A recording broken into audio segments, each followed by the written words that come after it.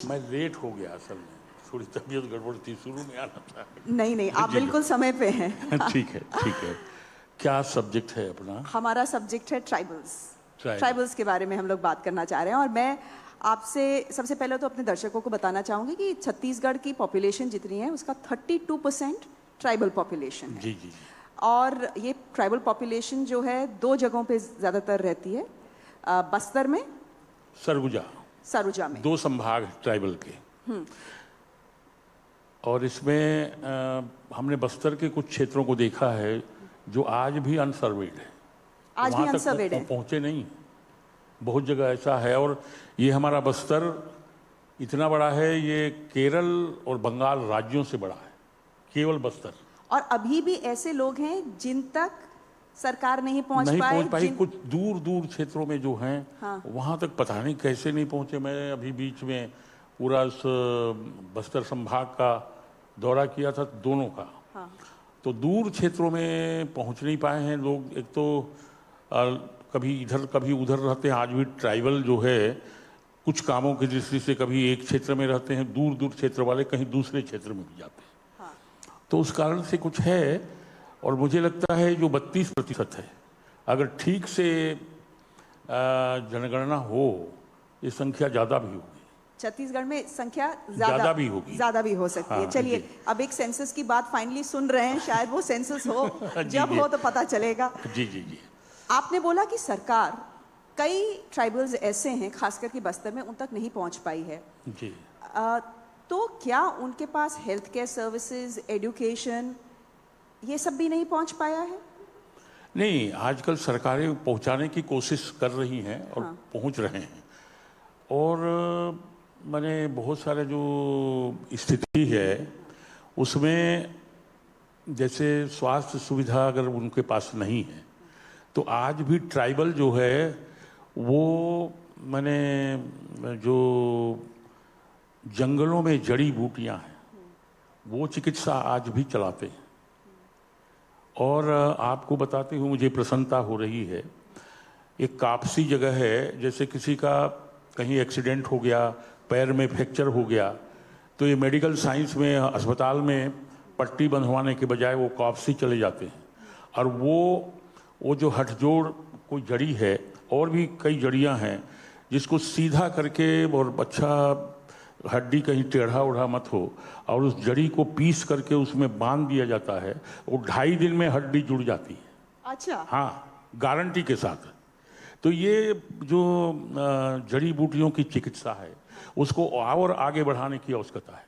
ये जो आज का ये मेडिकल साइंस है उससे कहीं ज़्यादा उन्नत है ये गांव में, शहर, देहातों में, जंगलों में, ट्राइबल एरिया में, जो आज भी उसका उपयोग कर रहे हैं। लेकिन एक बात बताइए कि सरकार, कोई भी स्टेट गवर्नमेंट हो, खासकर कि ऐसे राज्य की जहाँ पे 30% से ज़्यादा लोग ट्राइबल हैं, तो सरकार तो चाहेगी कि हेल्थ केयर जो है ट्राइबल्स तक पहुँचे, या ऐसा व्यवस्था हो कि जो ट्राइबल्स हैं वो हेल्थ केयर तक पहुँचे। खासकर जब इंस्टीट्यूशनल बर्थ्स की बात आती है, जब माँ बच्चे को जन्म देने वाली होती है, तो हर सरकार चाहेगी कि मोर्टेलिटी कम हो और माँ जो है आ सके हेल्थ केयर सेंटर्स पे। तो आपको दिख रहा है, वो आपको एफर्ट दिख रहा है कि हाँ, ट्राइबल्स भी ओपन माइंडेड हैं कि गांव में ना बच्चे को जन्म दिया जाए, हेल्थ केयर सेंटर में दे दिया जाए?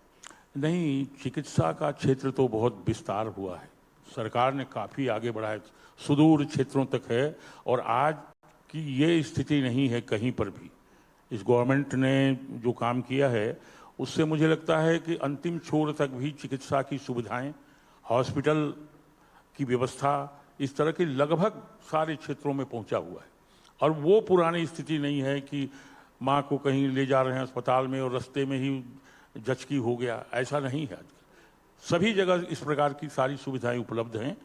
उसके बाद भी लोग, जो मैंने कहा ना, वो पुरानी चिकित्सा पद्धति है जड़ी बूटियों वाला, वो भी संयुक्त रूप में चलता है, जो जानते हैं वो। लेकिन चिकित्सा का सारा प्रबंध सरकार के द्वारा सर्वत्र सुदूर क्षेत्रों तक, आज लगभग कोई क्षेत्र नहीं होगा, वो सुकमा हो, कोंटा हो, सर्वत्र ये चीज़ें उपलब्ध करा दी गई हैं। कहीं ऐसी कमी नहीं है। अच्छा, कमी नहीं है जी। और एडुकेशन, देखिए, सब ट्रेडिशनल नॉलेज ज़रूरी है जी। बच्चा ट्राइब में अगर एक किसी ट्राइब में जन्म लेता है तो उसको अपनी ट्राइब के तौर तरीके तो आने ही चाहिए, जी। अपनी लोकल लैंग्वेज आनी ही चाहिए। जी। लेकिन जिस दुनिया में हम रहते हैं वो बहुत बड़ा कुआं है जी। और उस बहुत बड़े कुएं में बहुत कुछ है करने को। जी। तो क्या एडुकेशन ट्राइबल बच्चों तक जितनी पहुंचनी चाहिए पहुंच पाई है?